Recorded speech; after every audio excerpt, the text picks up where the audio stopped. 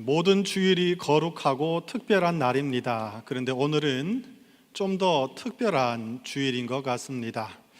오늘이 3월 1일이죠. 지금으로부터 정확히 107년 전 오늘 한반도 전역에 자유와 독립을 향한 간절한 함성이 울려 퍼졌습니다. 지식인들로부터 농민들에 이르기까지 남녀노소를 불문하고 어린 학생들까지 참여를 했었는데 온 국민이 한마음이 되어 태극기를 흔들며 대한 독립 만세를 외쳤습니다. 지난 금요일 오전에 여전도의 주관으로 우리 교회 미션홀에서 3.1절 기념 예배를 드렸습니다. 예배 끝부분에 합심기도 제목을 가지고 모두가 한마음으로 기도를 드렸습니다. 합심기도 첫 번째 기도 제목이 이렇게 되어 있었습니다. 3.1 운동의 정신을 되새기며 양극화로 치닫는 우리 사회가 통일의 미래로 나아갈 수 있도록 하옵소서. 누가 작성했는지 모르겠지만 참 시적절하고 좋은 기도 제목이다, 이런 생각을 했습니다. 그러면서 이 기도 제목 가운데 앞부분에 이 문장이, 구절이 제 눈에 특별히 더 관심 있게 들어왔습니다. 3.1 운동의 정신을 되새기며, 과연 3.1 운동의 정신은 무엇일까? 과연 무엇이 3.1 운동의 정신일까?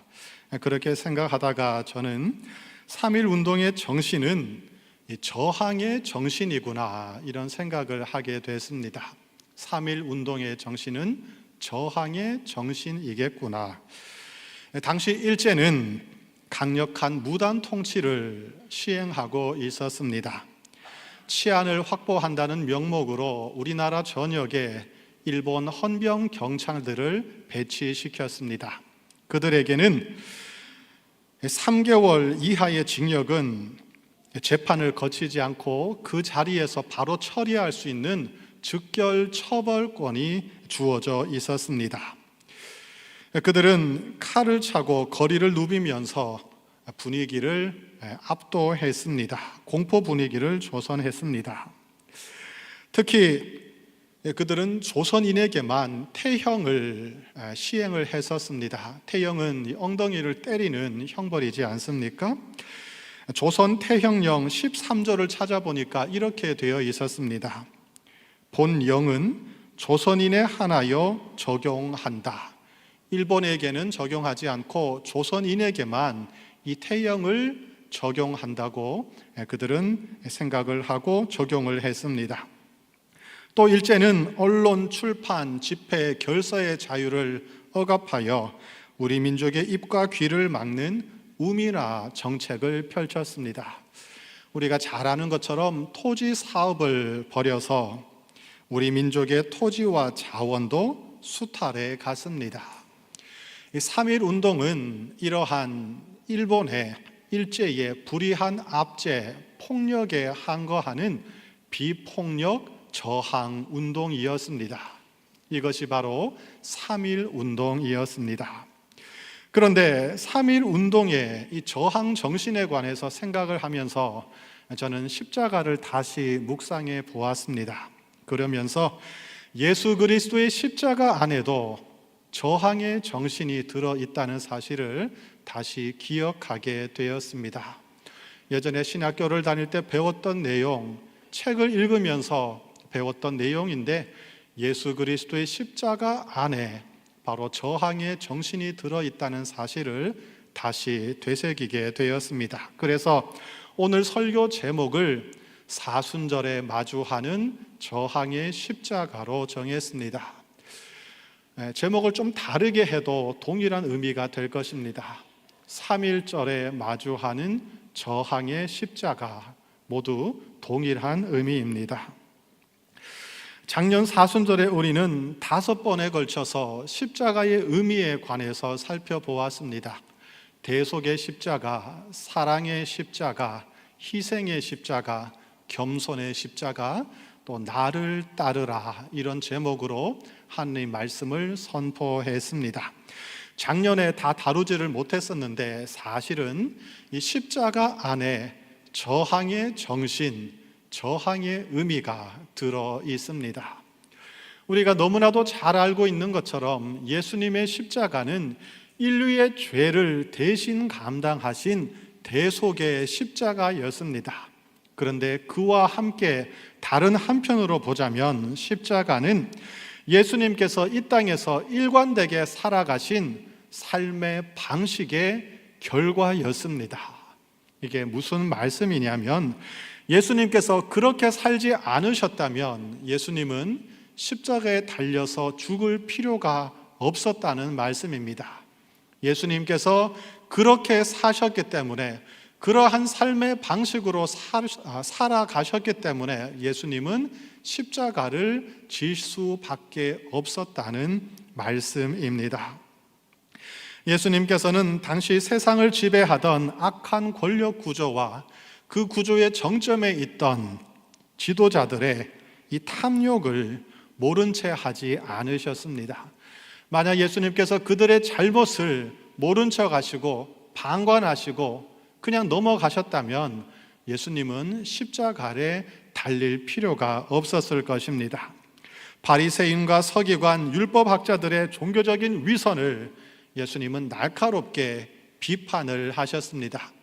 그리고 당시 대중이 일반적으로 너무나도 당연하게 생각하고 있던 삶의 방식과 세속적인 가치관을 예수님은 분명하게 지적을 하셨습니다. 예수님은 악과 거짓과 진리를 거스르는 모든 것에 대하여 저항을 하셨습니다. 예수님의 이 저항이 결정적으로 드러난 사건이 있었습니다. 바로 성전 정화 사건이었습니다. 당시 예루살렘 성전에서는 종교 지도자들과 상인들이 결탁을 해서 백성을 속이고 착취하는 일들이 일상으로 이루어지고 있었습니다. 예수님께서 예루살렘 성전을 방문하셨을 때 그러한 모습들을 파악을 하셨습니다. 그리고 예수님은 분노하셨습니다. 내 집은 만민이 기도하는 집이라 하였거늘 너희는 이 집을 강도의 소굴로 만들었도다. 분노하신 예수님은 상인들의 상을 뒤집어 엎으셨습니다. 우리는 예수님께서 너무나도 따스하고 인자하신 분이라고만 생각하는 경향이 있습니다. 그러나 예수님은 그렇지 않을 때도 있었습니다. 예수님은 마냥 따스하고 부드러운 분만은 아니었습니다. 성전에서 상을 뒤집어 엎으신 그 행위는 당시 기득권층에 대한 정면 도전으로 인식이 됐습니다. 이 사건을 계기로 이스라엘의 종교 지도자들은 본격적으로 예수님을 제거하기로 모의하기 시작했습니다. 이 사건을 기록하고 있는 마가복음 11장 18절을 보시면 이렇게 기록되어 있습니다. 대제사장들과 서기관들이 듣고 예수를 어떻게 죽일까 하고 꾀하니 이는 무리가 다 그의 교훈을 놀랍게 여김으로 그를 두려워함일러라. 그들은 예수님이 두려웠습니다. 이 예수라는 청년을 가만히 놔뒀다가는 큰일이 나겠구나. 우리가 너무나 큰 피해를 입겠구나. 안 되겠다. 빨리 저 예수를 죽여야 하겠다. 그들은 본격적으로 예수님을 죽이기로 결의를 했습니다. 정치 권력에 대해서도 예수님은 타협하지 않는 태도를 유지하셨습니다. 누가복음 13장 31절에 보면 이런 구절이 등장을 하고 있습니다. 당시 이스라엘 지역을 통치하던 사람은 헤롯 왕이었습니다. 헤롯이 예수님을 죽이고자 한다는 소문이 들려왔습니다. 곧 그때에 어떤 바리새인들이 나와서 이르되 나가서 여기를 떠나소서 헤롯이 당신을 죽이고자 하나이다. 이 말을 들은 예수님께서는 헤롯을 가리켜서 저 여우라고 지칭을 하셨습니다. 살아있는 권력을 향하여, 통치자를 향하여 여우라고 말하는 것은 보통 담대한 일이 아닐 것입니다. 예수님은 저 여우라고 지칭하시면서 자신이 걸어가야 할 길을 끝까지 멈추지 않고 걸어가겠다고 분명하게 답변을 하셨습니다. 당시 로마 총독이었던 빌라도 앞에서도 예수님은 끝까지 당당하셨습니다. 로마 정권과 직접적으로 부딪히지는 않으셨지만 예수님의 그 모든 말과 행동, 예수님의 가르침과 삶의 방식은 로마 통치자들에게 강력한 도전으로 그리고 심각한 위협으로 느껴졌을 것이 분명합니다. 결국 십자가는 이 땅을 지배하던 악하고 불의한 세력들과 거룩하고 공의로운 하늘의 세력이 정면으로 충돌한 사건이었다는 것을 우리는 이해할 수 있습니다. 악이 만연하고 불의가 가득한 세상 속에서 생명과 선과 사랑과 진리의 삶을 살아간다는 것은 너무나도 어려운 일이고 고통을 수반하는 일이 될 수밖에 없을 것입니다. 여러분, 그렇지 않겠습니까? 세상이 고통으로 악으로 불의로 가득 차 있다면 그 세상 속에서 생명과 선과 사랑과 진리의 삶을 추구하며 살아가는 사람은 어쩔 수 없이 고난을 당할 것이고 불이익을 당할 것이고 고통의 삶을 살아갈 수밖에 없을 것입니다.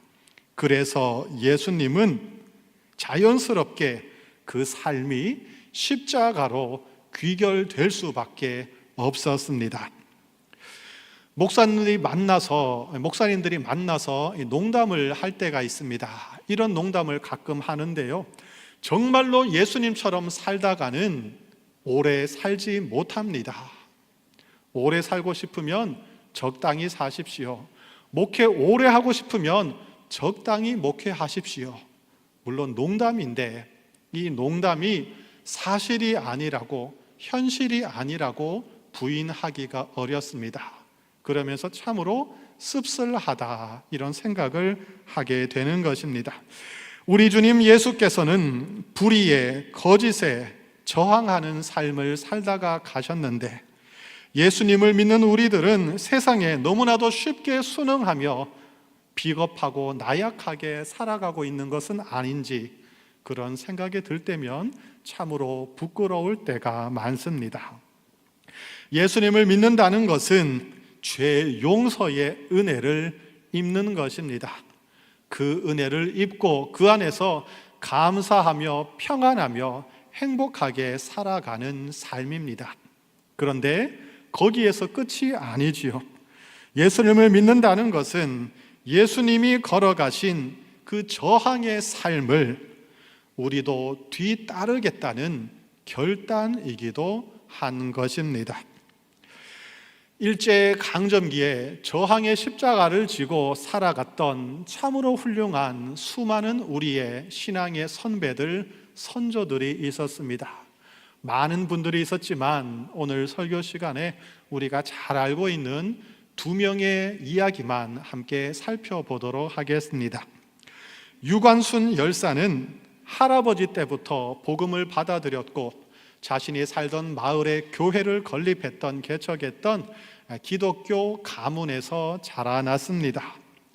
그녀가 이화학당 1학년이었을 때 1910년이었는데 3.1 운동이 발생했습니다. 전국의 모든 학교에 강제 휴교령이 내려졌습니다. 유관순은 고향인 천안으로 내려갔습니다. 그리고 그곳에서 엄마, 아빠, 가족과 함께 천안 아운의 장터 만세 운동에 참여했습니다. 그런데 너무나도 안타깝게도 이때 유관순 열사의 부모님은 모두 일본 경찰에 의해서 살해를 당하고 말았습니다. 졸지에 어린 나이에 고아가 됐던 이 유관순은 어린 남동생 둘이 있었는데 밤에 몰래 집에 들어와서 어린 동생들에게 밥을 차려주고 낮이 되면 일본 경찰들의 눈을 피해서 도망을 다녀야만 했습니다.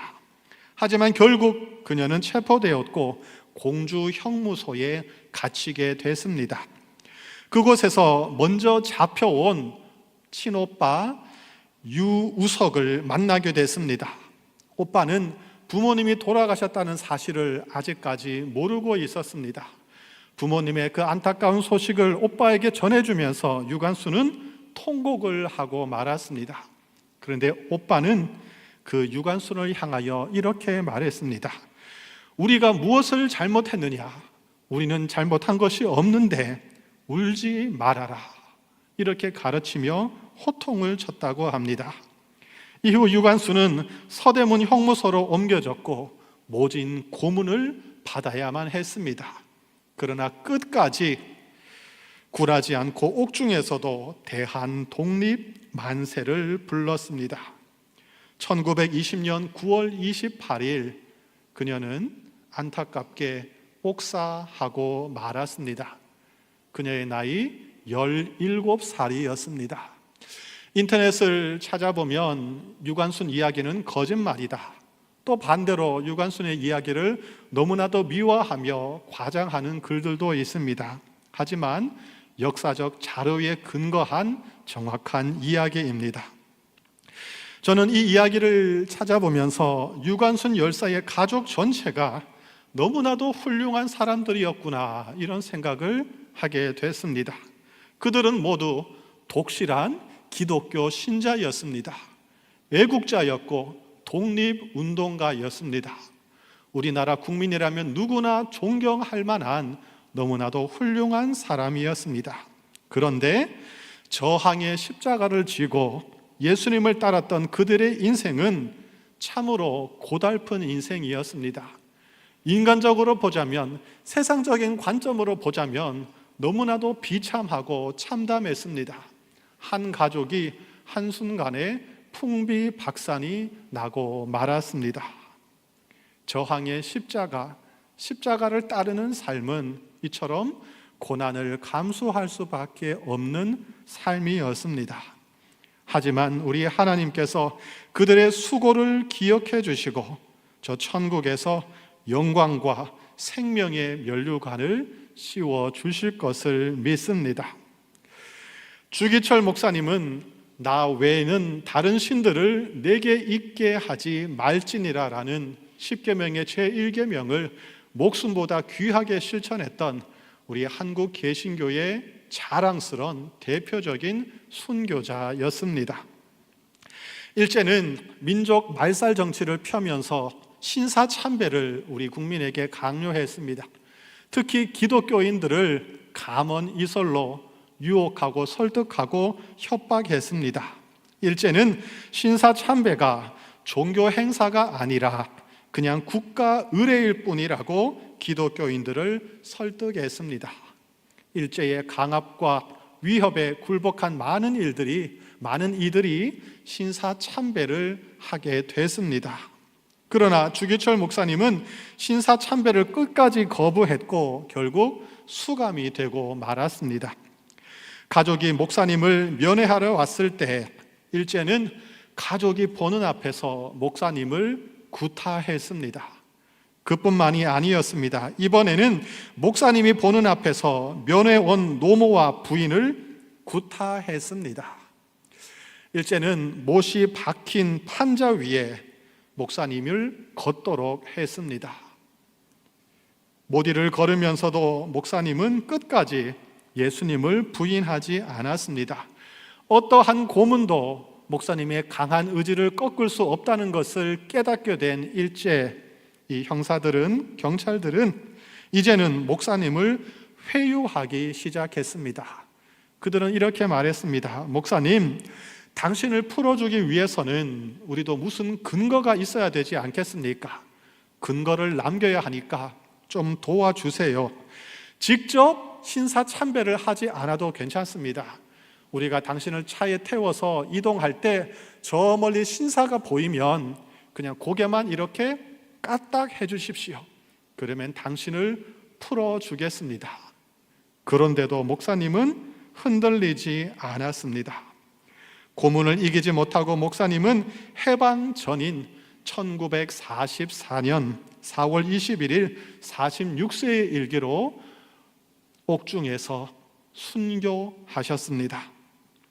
목사님의 아내였던 오정모 사모님도 보통 인물이 아니었습니다. 목사님이 순교하기 전 마지막 면회를 찾아갔을 때 혹시라도 목사님의 마음이 흔들릴까 봐 목사님을 위로하며 격려하며 이렇게 말을 했다고 전해집니다. 여보, 승리해야 합니다. 어머니와 아이들은 내가 책임을 질 테니 목사님은 순교하십시오. 목사님이 순교하셔야 한국 교회가 삽니다. 이들은 모두 다 저항의 십자가를 마음에 품고 예수님을 따라갔던 저항의 사람들이었습니다. 히브리서 11장 38절에 이렇게 되어 있습니다. 이런 사람은 세상이 감당하지 못하느니라. 이 이야기들을 다시 한번 읽으면서 저에게 한번 적용을 해봤습니다. 저는 그래도 목사이지 않습니까? 제가 그때 태어났다면 과연 어떻게 했을까? 아마 99.9% 저는 한 대 맞고 그냥 바로 포기를 했을 것입니다. 사실은 맞기 전에 이미 두려워서 포기를 했을 것입니다. 아마 여러분도 그렇지 않겠습니까? 당시 고문에서 살아남은 목사님들이 이렇게 말을 했다고 합니다. 신사 참배한 사람들 절대로 욕하지 말아라. 당해보면 얼마나 고통스러운지 견딜 수가 없다. 우리가 함부로 사람들을 정죄하거나 판단해서는 안 되겠습니다. 그런데 이런 생각을 해봤습니다. 이분들은 어떻게 해서 일제에 항거하며 불의에 저항하며 끝까지 그렇게 나아갈 수 있었을까? 도대체 어떻게, 무엇이 그들을 그렇게 만들었을까? 분명 그들 마음속에는 나라와 민족을 사랑하는 애국심이 들어 있었을 것입니다. 그런데 그 이전에 근본적으로 그들 안에 예수님께서 살아 계셨기 때문이라고 저는 믿습니다. 우리가 믿는 대로 예수님은 길이요, 진리요, 생명이십니다. 예수님께서 그들 안에 정말로 살아 계시기 때문에 그들은 거짓과 타협할 수 없었고 죽음의 세력과 타협할 수 없었고 길이 아닌 곳으로는 걸어갈 수 없었을 것입니다. 그들 안에 예수님이 살아계셨고 그들이 예수님의 사람이었기 때문에 그들은 악과 거짓과 불의에 굴복하지 않고 끝까지 저항의 삶을 살 수 있었습니다. 그리스도인으로서 우리는 두 가지 태도를 가지고 살아가야 할 것입니다. 첫 번째 태도는 수용하는 태도입니다. 포용하는 것입니다. 주어진 것에 만족하고 감사하며 살아가는 것이죠. 하나님께서 주신 모든 것에 감사하고 자족하고 평화롭게 평안을 누리며 그렇게 살아가는 태도입니다. 그런데 그것이 전부가 아닙니다. 우리가 처한 모든 상황에 그냥 순종하고 순응만 하고 그것이 하나님의 뜻이라고 그렇게만 살아간다면 그것은 예수님의 십자가를 온전히 이해하지 못하고 있는 것입니다. 그리스도인이 가져야 하는 두 번째 태도가 있는데 그것은 바로 저항입니다. 그리스도인은 한편으로는 순응하고 수용하고 포용하고 자족하고 감사하고 평안한 삶을 살아가야 합니다. 근데 그와 동시에 때로는 저항하는 삶을 살아갈 수 있어야 하는 것입니다. 무엇에 저항을 해야 하는 것일까요? 죄에 대해 저항을 하고 거짓과 불의에 대해 저항을 하고 잘못된 생활 습관, 사고방식, 사회 구조에 대해서 저항을 하며 살아가야 하는 것입니다. 인간을 비인간화하는 모든 악에 대하여 저항을 하며 사는 삶은 그리스도인의 삶의 본질적인 부분이라고 할 수가 있겠습니다. 불의한 세상 권력들이 기독교를 그토록 두려워하고 탄압했던 이유가 바로 여기에 있습니다. 공산당이 기독교를 얼마나 탄압하고 박해했는지 우리는 역사를 통해서 분명히 알고 있습니다. 또한 많은 독재자들과 일제가 모두 기독교를 탄압하고 박해했습니다. 왜냐하면 그들은 기독교를 두려워했기 때문입니다. 그리스도인들 안에 살아있는 이 저항의 십자가의 능력을 그들은 알고 있었기 때문입니다.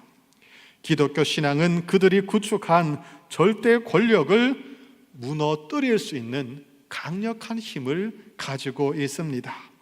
그래서 세상 권력이 기독교를 박해하는 것은 기독교가 약하기 때문이 아닙니다. 오히려 반대입니다. 어떤 것으로도 꺾을 수 없고 막을 수 없는 강력한 힘을 그리스도인들이 가지고 있기 때문에 그들은 두려워하며 기독교를 탄압하는 것입니다. 세상의 권세 잡은 마귀는 예수님을 너무나도 두려워했습니다. 예수님이 무서웠습니다. 그래서 예수님께서 세상에서 더 오랫동안 활동하지 못하도록 하기 위해서 최대한 빨리 예수님을 십자가 죽음으로 몰고 갔습니다. 그런데 하나님께서는 그것을 오히려 선으로 바꾸셔서 인류 구원을 위한 위대한 은혜의 사건으로 바꾸어 주셨습니다. 오늘 본문에서 예수님께서는 우리에게 말씀하고 계십니다. 누구든지 나를 따라오려거든 자기를 부인하고 자기 십자가를 지고 나를 따를 것이니라. 누구든지 예외가 없습니다. 목사든지 누구든지 여러분이든지 예외가 없이 예수님을 따르기 위해서는 부단히 자기를 부인하고 십자가를 져야 한다고 예수님께서 분명하게 말씀하고 계십니다. 오늘 본문 말씀은 작년 사순절에도 제가 동일한 설교 본문으로 전해드렸던 말씀입니다. 작년에는 제가 이 구절을 해석하면서 이 구절을 내가 지금 겪고 있는 고난, 고통을 인내해야 한다, 짊어져야 한다, 달개지고 묵묵히 그 길을 걸어가야 한다, 그렇게 해석을 해드렸습니다. 그런데 오늘 설교의 주제인 저항과 연결을 시키면 오늘 말씀은 그보다 훨씬 더 폭넓은 말씀으로 더욱더 적극적인 말씀으로 이해를 할 수가 있을 것입니다. 예수님을 따라가는 삶은 십자가를 지는 삶입니다. 그것은 악과 거짓과 불의에 저항하는 삶입니다. 죄와 죽음의 세력은 하나님의 형상으로 지음받은 인간을 파괴하기 위해서 지금도 발악을 하고 있습니다. 인간의 존엄성을 무시하고 생명을 하찮게 여기고 있습니다. 예수님을 따른다는 것은 여기에 저항을 하는 것입니다. 우리 예수 믿는 사람들은 침묵하는 사람들이 되어야 할 것입니다. 함부로 말하지 않고 떠들지 않고 조용히 기도하면서 묵상하면서 하나님의 때를 기다리는 지혜를 가져야 하겠습니다. 그러나 그리스도인은 때로는 침묵하면 안 됩니다. 침묵하는 편안한 길을 부인해야 할 때도 있습니다. 정의를 위해서 또 공의를 위해서 목소리를 내야 할 때가 있을 것이고 약자와 억울한 사람들을 돕기 위해서 용기 있는 행동을 해야 할 때도 있는 것입니다. 이것이 바로 예수님의 십자가를 지는 삶입니다. 일제강점기에 신사참배라는 우상이 우리 민족을 괴롭히고 힘들게 했다면 오늘날은 또 다른 다양한 우상들이 우리를 공격하고 또 유혹을 하고 있습니다. 물질주의, 황금 만능주의, 외모 지상주의, 성공주의 같은 참으로 다양한 우상들이 우리를 무너뜨리려고 하고 있습니다. 예수 믿는 사람들도 이러한 이 세상의 공격들로부터 절대로 자유롭지 못합니다. 교회에 나와서 예배하고 기도하고 성경 말씀을 듣다 보면 하나님의 말씀이 진리라고 생각이 되는데 밖에 나가서 6일 동안 세상을 살다 보면 세속적인 가치관들이, 세상의 방식들이 현실이고 성공하는 방법이라고 착각할 때가 많습니다. 그러나 이러한 세상의 방식에 저항하면서 하나님 나라의 가치를 실천하는 것이 우리에게 주어진 예수님의 명령이고 책임입니다. 우리가 저항의 십자가를 지고 주님을 따를 때 주의해야 할 것들이 있습니다. 여러 가지 것들이 생각이 났는데 오늘은 한 가지만 말씀을 드리도록 하겠습니다. 그것은 저항의 정신이 타인을 향한 미움, 비난, 정죄가 되지 않게 하는 일입니다. 지난 금요일 여전도회 회원들이 3.1절 기념예배를 드리면서 독립선언서를 낭독했습니다. 그 가운데 이런 구절이 있었습니다. 우리는 일본이 1876년 강화도 조약 뒤에 갖가지 약속을 지키지 않았다고 해서 일본을 믿을 수 없다고 비난하는 게 아니다. 일본의 학자와 정치가들이 우리 땅을 빼앗고 우리 문화 민족을 야만인 대하듯 하며 우리의 오랜 사회와 민족의 훌륭한 심성을 무시한다고 해서 일본의 의리 없음을 탓하지 않겠다. 스스로 채찍질을 하기에도 바쁜 우리에게는 남을 원망할 여유가 없다. 우리는 지금의 잘못을 바로잡기에도 급해서 과거의 잘잘못을 따질 여유도 없다. 지금 우리가 할 일은 우리 자신을 바로 세우는 것이지 남을 파괴하는 것이 아니다. 저는 이 독립선언서 안에 예수 그리스도의 십자가의 정신, 기독교 복음이 들어있다고 믿고 있습니다. 저항은 미움이 아니라 사랑이 동기가 돼야 하는 것입니다. 저항의 목적은 상대방을 파괴하는 것이 아니라 진리를 바로 세우고 사람의 생명을 살리는 데 있습니다. 만약에 증오심, 복수심, 폭력이 저항의 동기가 된다면 고통은 반복될 것이고 악순환이 되고 말 것입니다. 예수님의 저항은 십자가를 지는 저항이었습니다. 예수님의 저항은 폭력의 저항이 아니라 십자가를 지는 저항이었습니다. 예수님은 십자가를 지심으로써 불의한 세력에 저항하셨습니다. 예수님은 세상의 모든 거짓과 불의와 폭력을 자신이 직접 끌어안으셨습니다. 그리고 악의 순환을, 악의 고리를 차단하시고 끊어내셨습니다.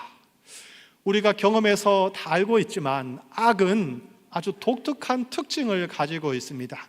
악은 계속해서 반복되면서 순환하면서 자신의 능력을 키우는 경향이 있습니다.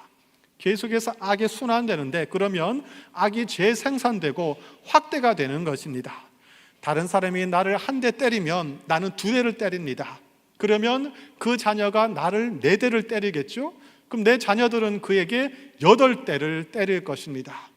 이렇게 악이 악순환되고 폭력이 순환하면서 사람들을 잠식하고 세상을 망가뜨리는 것입니다. 그런데 예수님은 그렇지 않았습니다. 악은 너무나 당황스러웠을 것입니다. 황당했을 것입니다. 허무했을 것입니다. 예수님을 때리고 공격하면 어떤 반응이 와야 되는데 예수님은 거기에서 멈추어 버렸습니다. 그 모든 악을 끌어안고 스스로 마무리를 하셨습니다. 예수님께서는 자신을 못 박는 사람들을 위해서 하나님께 이렇게 기도하셨습니다. 아버지, 저들을 용서하여 주옵소서. 저들은 자기가 하는 일을 알지 못하고 있습니다.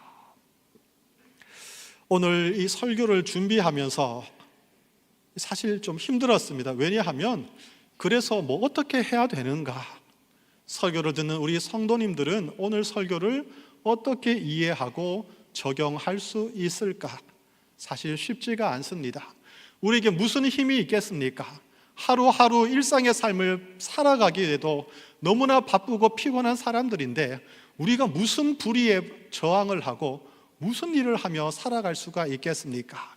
그러나 적어도 예수 믿는 우리들은 하루하루 살아갈 때 나에게 도전하고 나에게 찾아오는 죄에 대해서 너무 쉽게 타협하지 말고 너무 쉽게 순응하지 말고 저항의 십자가를 생각하면서 그래도 죄에 대해서 거짓에 대해서 저항하는 삶을 살아가려고 노력은 해야 되지 않겠는가? 만약 이런 마음을 가지신다면 여러분은 오늘 설교를 제대로 들으신 것이라고 할 수가 있을 것입니다.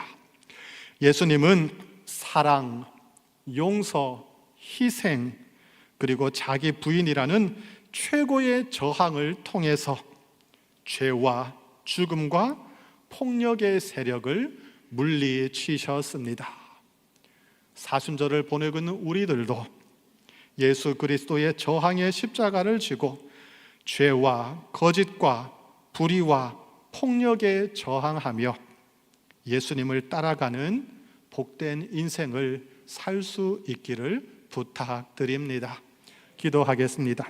하나님 아버지, 세상의 유혹 앞에 타협하지 않는 거룩한 양심과 순결한 믿음을 주시옵소서.